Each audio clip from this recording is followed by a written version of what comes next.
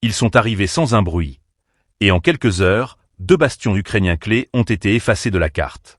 Alexeïevka et Zelenikut sont tombés sans véritable combat. Une percée éclair qui redessine l'équilibre militaire sur la frontière ouest de Donetsk. Abonnez-vous maintenant, partagez ce reportage. Ici, chaque image, chaque mot compte pour comprendre la bascule de ce conflit. La 114 brigade du groupement de forces Centre a signé une opération aussi rapide qu'efficace, marquant un tournant stratégique dans la région frontalière entre la République populaire de Donetsk et la région de Dnipropetrovsk.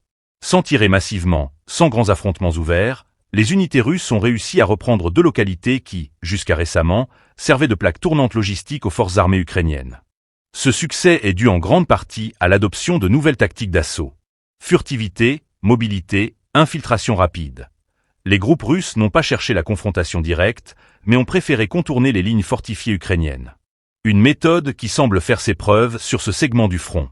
Alexeïevka et Zelenikut, autrefois point de concentration de munitions et de carburant pour Kiev, ont été capturés avec une résistance qualifiée de quasi inexistante, selon des sources russes.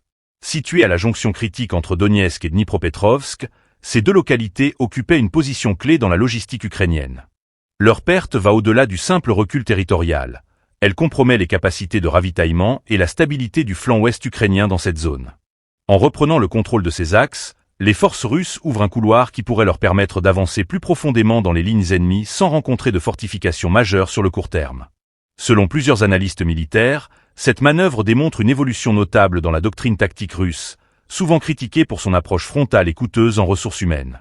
Ici, au contraire, la précision, l'économie de moyens et la rapidité ont prévalu. Des images publiées sur les réseaux pro-russes montrent des colonnes blindées pénétrant dans des rues vides, sans trace de combat violent.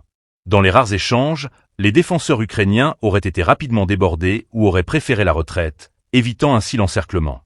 Cette absence de résistance massive soulève également des questions.